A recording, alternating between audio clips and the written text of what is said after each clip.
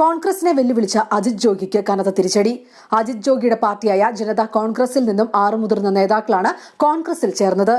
ബിഎസ്പിയുമായി സഖ്യം രൂപീകരിച്ച് മത്സരിച്ച അജിത് ജോഗിയുടെ ജനതാ കോൺഗ്രസ് നിയമസഭാ തെരഞ്ഞെടുപ്പിൽ കോൺഗ്രസിന് കനത്ത വെല്ലുവിളി സൃഷ്ടിക്കുമെന്നായിരുന്നു രാഷ്ട്രീയ നിരീക്ഷകർ വിലയിരുത്തിയിരുന്നത്. കോൺഗ്രസിനും സംസ്ഥാനത്ത് ഒന്നും ചെയ്യാനില്ലെന്നായിരുന്നു തെരഞ്ഞെടുപ്പിന് മുൻപ് അജിത് ജോഗി അഭിപ്രായപ്പെട്ടിരുന്നത്. എന്നാൽ തെരഞ്ഞെടുപ്പ് ഫലം വന്നപ്പോൾ ബിജെപിയും ജനതാ കോൺഗ്രസിനെയും പിന്തള്ളി 3-1 ഭൂരിപക്ഷം നേടി കോൺഗ്രസ് വിജയിച്ചു. നിയമസഭാ തെരഞ്ഞെടുപ്പിലെ വിജയം ലോക്സഭാ തെരഞ്ഞെടുപ്പിൽ കോൺഗ്രസിന് ആവർത്തിക്കാൻ സാധിക്കില്ലെന്നായിരുന്നു അജിത് ജോഗി അഭിപ്രായപ്പെട്ടത്. ഇതോടെ കൂടുതൽ കോൺഗ്രസ് നേതാക്കൾ പാർട്ടി വിട്ട് തന്റെ പാർട്ടിയിൽ ചേരുമെന്നും അജിത് ജോഗി പറഞ്ഞു. എന്നാൽ സംഭവിച്ചത് മറ്റൊന്നാണ്. ഒറ്റ ദിവസം കൊണ്ട് മുൻ MLA ഉൾപ്പെടെയുള്ള 6 ജനതാ കോൺഗ്രസ് നേതാക്കളാണ് കോൺഗ്രസിൽ ചേർന്നിരിക്കുന്നത്.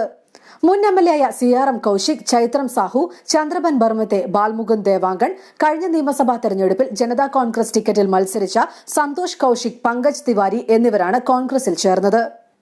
പാർട്ടിയിൽ ചേർന്ന നേതാക്കൾക്ക് ഛത്തീസ്ഗഡ് മുഖ്യമന്ത്രി ഭൂപേഷ് ബാഗലിന്റെ നേതൃത്വത്തിൽ കോൺഗ്രസ് സ്വീകരണം നൽകി. ബിജെപിയെ നേരിടാൻ കോൺഗ്രസിന്റെ കൈകൾക്ക് കരുത്തുപകരാൻ വരും ദിവസങ്ങളിൽ കൂടുതൽ നേതാക്കൾ പാർട്ടിയിൽ ചേരുമെന്ന് സ്വീകരണ യോഗത്തിൽ ഭൂപേഷ് ബാഗൽ വ്യക്തമാക്കി.